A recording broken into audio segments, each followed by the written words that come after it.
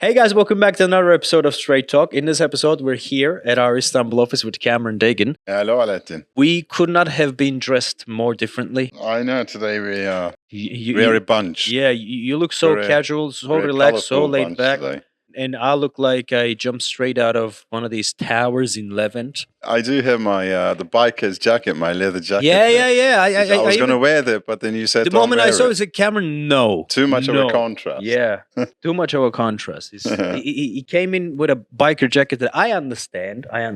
He's in the stage of life he is right now that he has the freedom to dress the way he wants to dress. I thought you were going to say midlife crisis or something. No, I would have No, never said I that. did. That was 10 years ago. You passed that stage. I passed that Yeah, stage. you now. passed I that well stage, past you that know. stage. I'm coming into midlife crisis, man.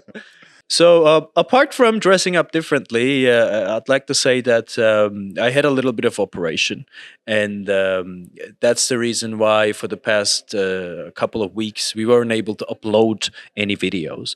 But for those who are wondering, I feel fine. It was a very small operation, and I came back with a lot of energy.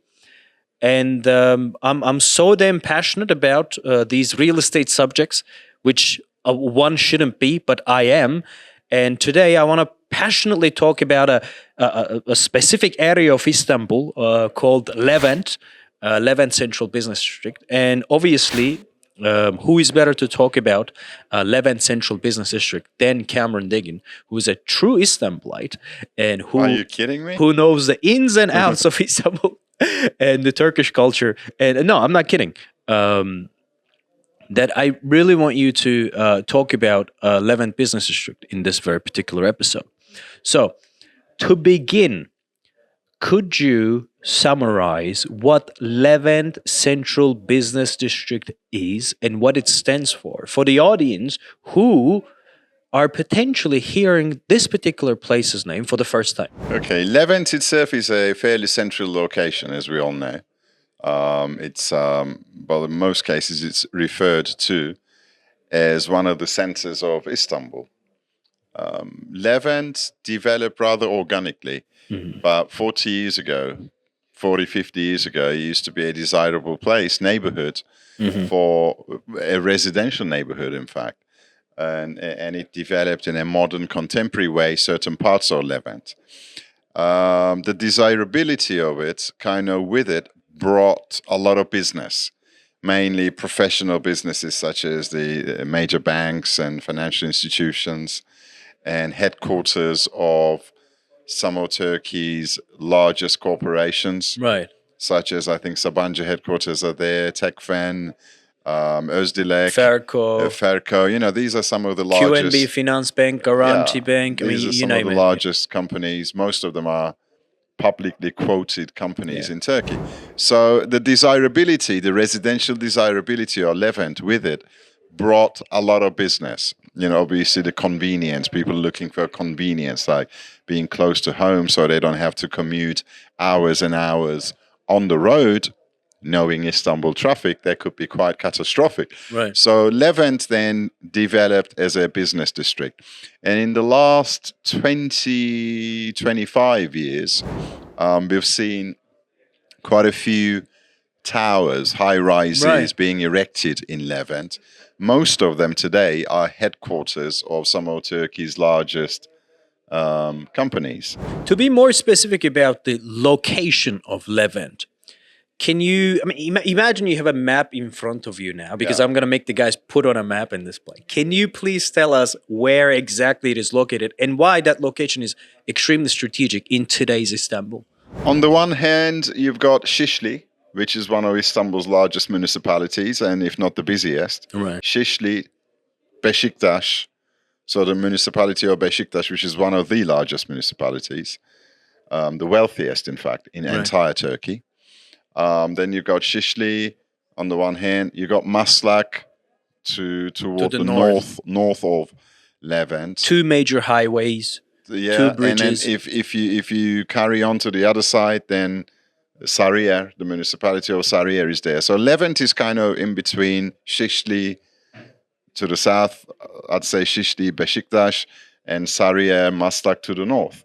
So it's very central, but it's very accessible as well because it has access to both of the bridges. Right. The first bridge and the second bridge of Istanbul, because where Levent sits, to the south of it is the first bridge, Yes. and to kind of to the middle, to the north of it is the second bridge. Right. So you can easily commute over to the Asian side of the city and to the rest of Turkey. Right. And being very centrally located, it makes for a very convenient central business district. Right. Although it's not, in my opinion, without its challenges. What do you mean? Well, when you think of a central business district, a contemporary central business district, you would automatically assume new buildings, very nicely laid out infrastructure, wider highways to bring people in and out. I mean, that's what a desirable business district should really have. Whereas Levent, being an old settlement itself, it doesn't necessarily have all of those attributes all in one. Whereas in one part of Levent, you do see modern, contemporary, nicely presented streets, wider streets, and which is the kind of environment you would expect of a modern central business district in a city like Istanbul. But on the other side of Levent, just cross over to the other side of the main highway that cuts Levent into two, Büyükdere Caddesi, Right. which is one of the largest avenues of Istanbul, If European not the side. largest, yeah. If not the largest. But to the other side of Büyükdere Avenue, then you've got a face of Levent, which is Right. still hasn't undergone the massive scale of regeneration that is needed. And it is still, it leaves a lot to desire. Narrow streets, very difficult to negotiate your way through. So once traffic really comes in that way along the rush hour, you can't avoid bottlenecks. Mm-hmm. So what should take you 5 minutes ends up taking you 35 minutes in that kind of thick traffic. So Levent does have these challenges that comes with it. Now, the difference between Levent is that, as you mentioned, when you look at one side of Levent, although the towers and the location and the accessibility and everything is good, you do not have that housing stock. That's the difference. Well, let me give you one particular statistic that I looked up immediately after you said we're going to be talking about Levent Central Business District. Right. Apparently, if you look at the top quartile of top paying jobs in Istanbul, yeah, where the top 25%, okay, of the top 25%, there is a very skewed distribution of postcodes that are in Levent Central Business District, yeah. Which means that the top paying companies are indeed located in Levent Central Business District. Sure. And one thing I like about you, and one thing I like about Property Turkey and who we are, is that we are an entrepreneurial company. We're entrepreneurial peoples. We're entrepreneurs at heart, but we're an entrepreneurial company, which means that we always look for opportunities. We always look for problems, and we always try to vertically grow and vertically integrate the business as we go. And this situation being as it is, Levent, the problem that you just talked about, has actually tickled the fancy of the inner entrepreneurs that we are. Ooh. That we said ourselves, why don't we go to this particular problem and solve the problem of these people by creating none other than Sense Levent project itself. So Sense the city. Sense the city, sense the investment. Sense the investment. Right. Investment made sense. Yes. Now, well, certainly. But that was the starting point. Yes. For the Yeah. location of Sense Levent. I mean, Yeah. again, what did we say when we first said, let's take this parcel over? This is just the right location for us to develop. Yeah. We were looking for something, a land plot which is close enough to some of Istanbul's premium business districts, which is then Levent Walking Central distance in Business 10 District. minutes. Yeah. But at the same time, they would give affordable luxury accommodation, so people don't have to pay $6,000-7,000 per square meter. Right. So that we could get people on the ladder, on the property ladder, at a much lower price range. Right. And that was indeed the starting point. And what kind of a Levent. problem we're fixing? What kind of a problem we're solving? And how this building that we're creating is going to add value to people's lives? Well, think about it. You're a young graduate. Okay. From a good Turkish university. Boğaziçi. You may have done maybe a post-grad sort of diploma. You may have got a couple of years of work experience internationally or somewhere else in Turkey. And then you've got on your radar, your target is to land a good job with one of the top Turkish companies or one of the international companies located in Turkey.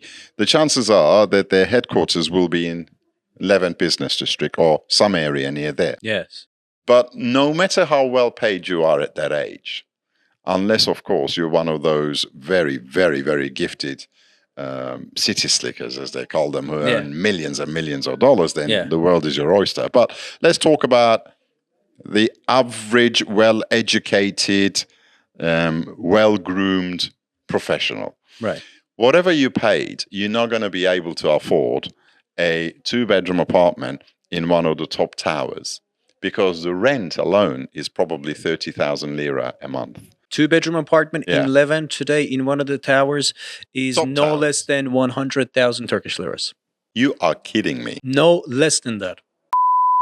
All right, well, let's say even 50,000. Let's say 50,000 lira. Forget 100,000 Doesn't lira. matter. That needs High to be price. diamond plated or gold plated. No. All right?